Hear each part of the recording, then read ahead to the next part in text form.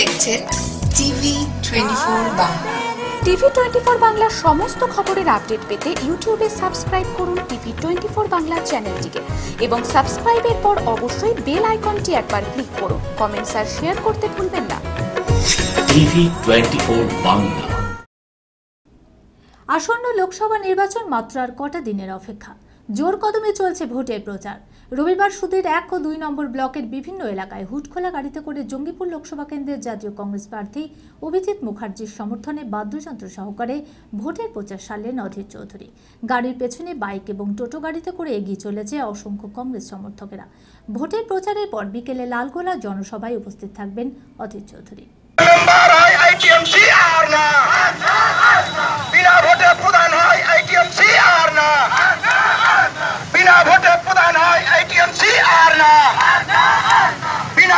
Chairman হয় আইটিএমসি আর না, শ্রমিকরা মজুরি পায় না কেন? টিএমসি নেতা বিড়ি মালিক পুলিশের লোক আইটিএমসি আর না।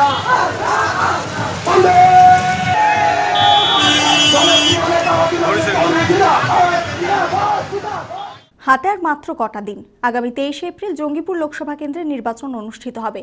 আর তার আগে নির্বাচনী প্রচারে ব্যস্ত সকল প্রার্থী। ভোটের প্রচারে ব্যস্ত সকল রাজনৈতিক দলগুলি। পায়ে হেঁটে বা হুডখোলা গাড়িতে চড়ে ভোটের প্রচার করতে দেখা যাচ্ছে প্রার্থীদের। রবিবার সুতি 1 ও 2 নম্বর ব্লকের বিভিন্ন এলাকায় হুডখোলা গাড়িতে করে জঙ্গিপুর লোকসভা কেন্দ্রের জাতীয় কংগ্রেস প্রার্থী অভিজিৎ মুখার্জির সমর্থনে ভোটের প্রচারে অধীর চৌধুরী। সামনের সারিতে রয়েছে বিভিন্ন বাদ্যযন্ত্র নিয়ে অসংখ্য কংগ্রেস কর্মী এবং সমর্থকেরা। পিছনের সারিতে রয়েছে বাইক এবং টোটো গাড়িতে করে কংগ্রেস সমর্থকেরা। এদিন সুতির ব্যাংকডুবি মোড় থেকে যাত্রা শুরু হয়ে মদনার মোড় হয়ে জঙ্গিপুর শহর পরিক্রমা করে। বিকেলে লালগোলা জনসভায় উপস্থিত থাকবে অধীর চৌধুরী বলে জানা যায়।